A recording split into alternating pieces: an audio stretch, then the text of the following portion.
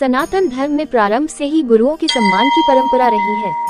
हमारे धर्म ग्रंथों में ऐसे अनेक गुरुओं का वर्णन मिलता है जिन्होंने गुरु शिष्य परंपरा को नई ऊंचाइयां प्रदान की है। गुरु का अर्थ है अंधकार से प्रकाश की ओर ले जाने वाला, यानी गुरु ही शिष्य को जीवन में सफलता के लिए उचित मार्गदर्शन करता है। आज हम आपको धर्म ग्रंथों में बताए गए महान 9 गुरुओं के बारे में बता रहे हैं। 1. भगवान शिव, लॉर्ड शिवा।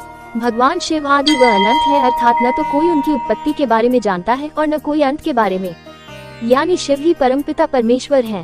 भगवान शिव ने भी गुरु बनकर अपने शिष्यों को परम ज्ञान प्रदान किया है। देव गुरु बृहस्पति, देवताओं के गुरु बृहस्पति हैं। महाभारत के आदि पर्व के अनुसार बृहस्पति महर्षि अंगिरा के पुत्र हैं।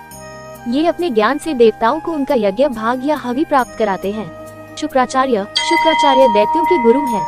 ये भृगु ऋषि तथा हिरण्यकशिपु की पुत्री दिव्या के पुत्र हैं। इनका जन्म का नाम शुक्र उष्णस है। इन्हें भगवान शिव ने मृत संजीवन विद्या का ज्ञान दिया था, जिसके बल पर यह मृत दैत्यों को पुनः जीवित कर देते थे। परशुराम महान योद्धा व गुरु थे। ये जन्म से ब्राह्मण थे, लेकिन इनका स्वभाव क्षत्रियों जैसा था। धर्म ग्रंथों के अनुसार ये भगवान विष्णु के अंशावतार थे। इन्होंने भगवान शिव से अस्त्र शस्त्र की शिक्षा प्राप्त की थी। अपने पिता की हत्या का बदला लेने के लिए इन्होंने अनेक बार धरती को क्षत्रिय विहीन कर दिया था। वशिष्ठ ऋषि सूर्यवंश के कुलगुरु थे। इन्हीं के परामर्श पर राजा दशरथ ने पुत्रेष्ठी यज्ञ किया था, जिसके फलस्वरूप श्री राम, लक्ष्मण, भरत व शत्रुघ्न का जन्म हुआ।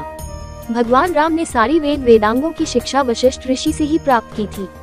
श्री राम के वनवास से लौटने के बाद इन्हीं के द्वारा उनका राज्याभिषेक हुआ और राम राज्य की स्थापना संभव हो सकी। महर्षि सांदीपनि भगवान श्री कृष्ण के गुरु थे। श्री कृष्ण व बलराम इनसे शिक्षा प्राप्त करने मथुरा से उज्जैनी, वर्तमान उज्जैन, आए थे। महर्षि सांदीपनि ने ही भगवान श्री कृष्ण को 64 कलाओं की शिक्षा दी थी। श्री कृष्ण ने ये कलाएं 64 दिन में सीख ली थी। ब्रह्मर्षि विश्वामित्र। धर्म ग्रंथों के अनुसार विश्वामित्र जन्म से क्षत्रिय थे, लेकिन इनकी घोर तपस्या से प्रसन्न भगवान ब्रह्मा ने इन्हें ब्रह्मर्षि का पद प्रदान किया था। अपने यज्ञ को पूर्ण करने के लिए ऋषि विश्वामित्र श्री राम व लक्ष्मण को अपने साथ वन में ले गए थे, जहाँ उन्होंने श्री राम को अनेक दिव्यास्त्र प्रदान किए थे। द्रोणाचार्य महान धनुर्धर थे। उन्होंने ही कौरव व पांडवों को अस्त्र शस्त्र की शिक्षा दी थी।